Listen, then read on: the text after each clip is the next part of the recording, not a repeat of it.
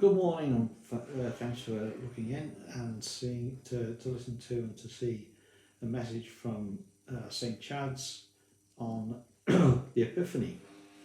Epiphany, of course, is the time when the wise men came to visit Jesus. Our message this morning is going to come from Matthew chapter 2, and I'll read those verses to you now. After Jesus was born in Bethlehem in Judea, during the time of King Herod, Magi from the east came to Jerusalem and asked, "Where is the one who has been born King of the Jews? We saw his star in the east and have come to worship him." When King Herod heard this, he was disturbed, and all Jerusalem with him. When he had called together all the people's chief priests and teachers of the law, he asked them, "Where is the Christ to be born?" "In Bethlehem in Judea," they replied, "for this is what the prophet has written. But you, Bethlehem, in the land of Judah, are by no means least among the rulers of Judah. For out of you will come a ruler who will be the shepherd of my people, Israel." Then Herod called all the Magi secretly and found out from them the exact time the star had appeared. He sent them to Bethlehem and said, "Go and make a careful search for the child. As soon as you find him, report to me, so that I too may go and worship him."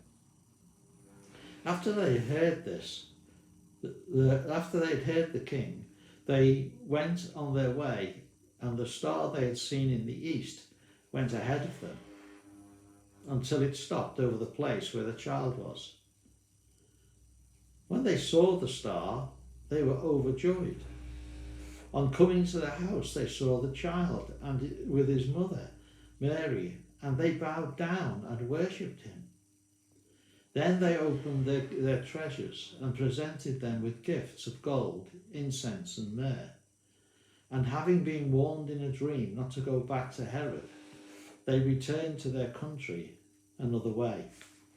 This is the word of the Lord. We've probably heard the story of the wise men many, many times, but our picture very often is a picture of the wise men coming to the stable in Bethlehem, and just moments or a short time after the time when Jesus was born. Yes, they definitely came after, but after doesn't necessarily mean a short time.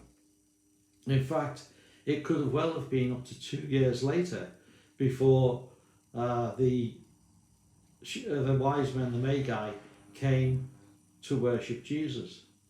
We don't know that there were 3 of them. The Bible doesn't tell us that there were 3 of them. But tradition has put 3 on and even given them names that the Bible doesn't name. But I don't want to particularly think about the wise men today and about the gifts that they brought. What I want to do is look at this chapter from the perspective of what it can teach us and remind us about living our Christian life right here at the beginning of this new year. First of all, God's timing is perfect. God's timing is perfect. In verse 2 of this chapter, verses 1 and 2, we read that Jesus was born in Bethlehem in Judea during the time of King Herod. Magi from the east came to Jerusalem and asked, "Where is the one who has been born King of the Jews?" God's timing was perfect. He was born in just the right place. Mary and Joseph had to go to that place purely and simply because of a secular decree to call a census. And everybody had to go back to their hometown. And Joseph was a member of, or an ancestor of King David. So Joseph with his wife Mary went, and that's where Mary gave birth. They were in the right place at the right time. In Micah chapter 2, and even in this reading in verse 6, it tells us that the prophet Micah had prophesied that the one who was coming will come and be come out of Bethlehem. It tells us that quite clearly. When he quotes the prophecy in chapter 6, he says, "But you, Bethlehem, in the land of Judah, are by no means least among the rulers of Judah, for out of you will come a ruler who is to be the shepherd of my people Israel." This promised Messiah that was to come, was not going to be a military man and fight and throw out the Romans. No, that wasn't going to happen, though many people at the time thought it would and hoped it would. But that prophecy is about a shepherd coming to pastor the people, to care for them and to make sure that they're kept safe and to protect them and to feed them and to guide them. And that's exactly why Jesus came. Jesus came to be that shepherd for us. In fact, he said himself, didn't he, on one occasion, that I am the good shepherd. Also in this passage you're told that the Magi were led to the right place. It's interesting though to notice that we're not told that the Magi followed the star all the way from wherever they came in the east to the place where Jesus lay. No, in fact we're actually told something slightly different. Because what we are told is that when they'd heard Herod and left, they saw the star that they'd seen in the east. This is not the star that they'd been following all the way. If it had been, they'd have never gone to Jerusalem. The star didn't make a mistake. The wise men made the mistake of believing that if it was a king in Israel was born, then he must be born in Jerusalem. And so they set off with the intention of heading towards Jerusalem. We too can fall into that trap.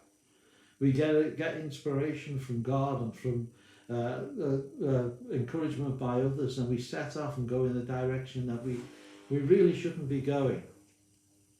But when they looked up again and looked for God's direction, they saw the star, and they followed the star from Jerusalem to Bethlehem, just a matter of 5 miles. Secondly, though, God's enemies are treacherous.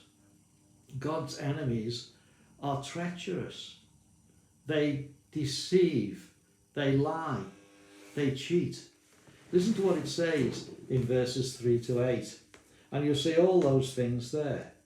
When King Herod heard this, he was disturbed, and all Jerusalem with him. When he had called together all the people's chief priests and teachers of the law, who asked them where the Christ was to be born. In Bethlehem, in Judea, they replied, for this is what the prophet has written. And then Herod called the Magi secretly and found out from them exactly what time the star had appeared. He sent them to Bethlehem and said, "Go and make a careful search for the child. As soon as you find him, report to me, so that I too may go and worship him." Herod had no intentions whatsoever of worshipping the child. His intention was, and clearly is found in scripture in other places, was to destroy Jesus and get rid of Jesus. But very often we find that there are people who pretend to be religious leaders, and in actual fact what they're doing is leading people astray, dragging them dragging them away from the things that they should be doing. He tried to deceive them with the words, I will go and worship him too.